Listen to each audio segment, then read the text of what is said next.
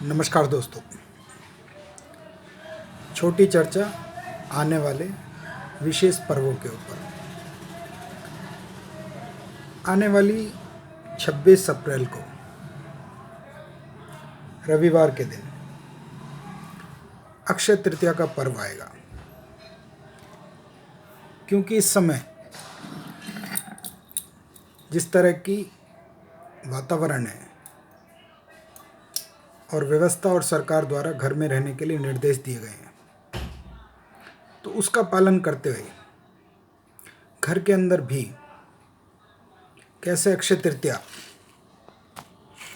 के पर्व को मनाया जाए, अपने और अपने परिवार को कैसे सुरक्षित रखा जाए,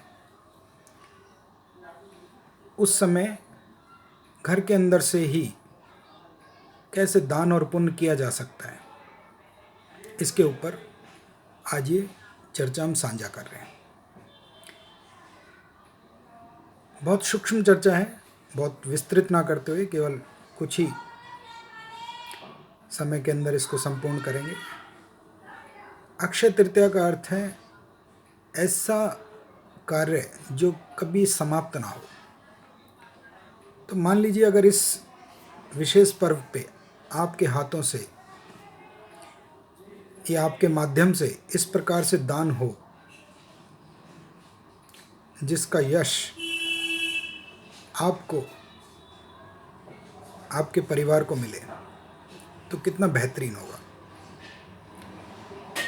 समय है 26 अप्रैल, रविवार का दिन, और पर्व है अक्षय तृतीया। अक्षय तृतीया के ऊपर जल का दान बताया गया है। इस समय कैसे जल का दान किया जाए? जब हम घर में हैं, हो सके तो अपनी बालकनी या जिन लोगों के पास अपनी ही छत है, वहाँ पे जाके पक्षियों के लिए थोड़ा जल रखिए और थोड़े दाने रखिए। दूसरी बात, अगर कोई ऐसी संस्था जो संचार के माध्यम से ऑनलाइन, पेटीएम, भीम एप्लीकेशन, किसी भी प्रकार से दान को ले रही है और सही कार्यों में लगा रही है, तो आप घर पे रह के भी उस संस्था को दान कर सकते हैं। या मेरा तो ऐसा मानना है, इससे बेहतरीन तरीका कुछ हो नहीं सकता कि हमारी व्यवस्था ने भी, हमारी सरकार ने भी इस महामारी के दौर में लोगों को राहत पहुंचाने के लिए एक फंड का, एक ट्रस्ट का, एक आयोग का गठन किया। आयोग नहीं कहना चाहिए इसको, एक इकाई का गठन किया है जिसमें लोगों ने बढ़ चढ़ के दान भी दिया है।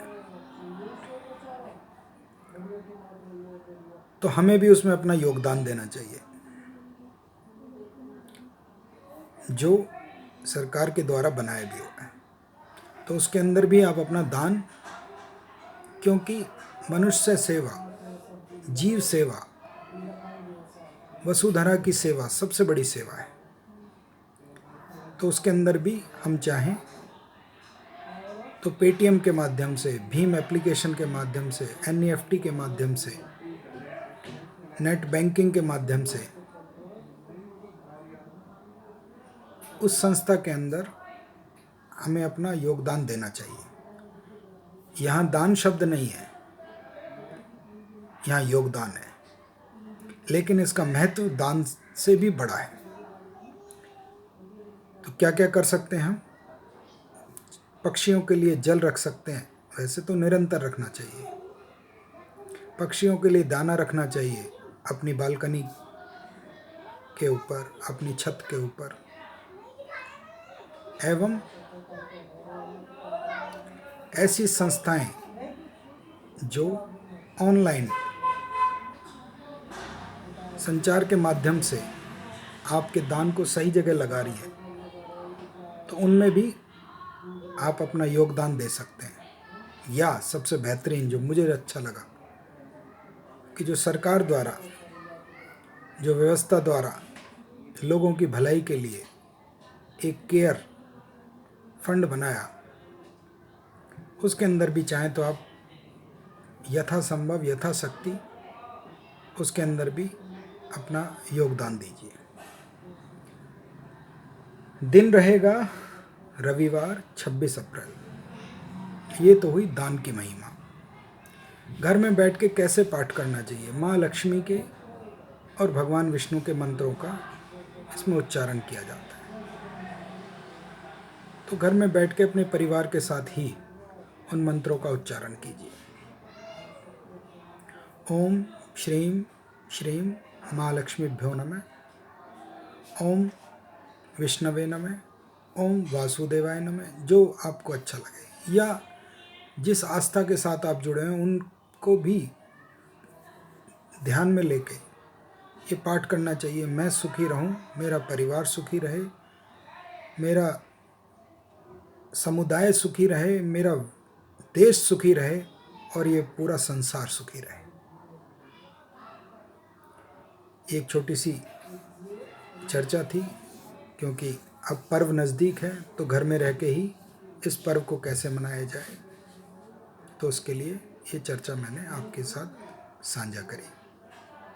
अक्षय तृतीया का बहुत ही बड़ा महत्व है जीवन के अंदर। इस बार घर में रहकर ही अक्षय तृतीया के लिए जीवों के लिए छत पे बालकनी में जल रखिए और समाज की भलाई के लिए बनाया गया फंड या एक जो इकाई व्यवस्था ने बनाई है उसके अंदर अपना योगदान दीजिए, या अन्य इकाई भी जो इसमें काम कर रही हैं, जिसमें आप ऑनलाइन के माध्यम से कुछ दे सकते हैं, उनमें ज़रूर दीजिए। ईश्वर ने चाहा तो बहुत जल्दी ही ये महामारी का काल बीत जाएगा। सभी स्वस्थ रहेंगे, सभी सुखी रहेंगे, सभी के ऊपर परमेश्वर का, ईश्वर का और उस परम शक्ति का आशीर्वाद बना रहेगा। भय मुक्ति के लिए, जरा मुक्ति के लिए आप चाहें तो भगवान शिव का एक मंत्र, जिसको लघु मृत्युंजय मंत्र बोलते हैं, ओम होम जूम सह ओम नमः शिवाय, इसका पाठ भी घर में रह के कर सकते हैं। धन्यवाद, खुश रहिए। नई चर्चाओं पे जल्दी ही नई बातें आरंभ करेंगे।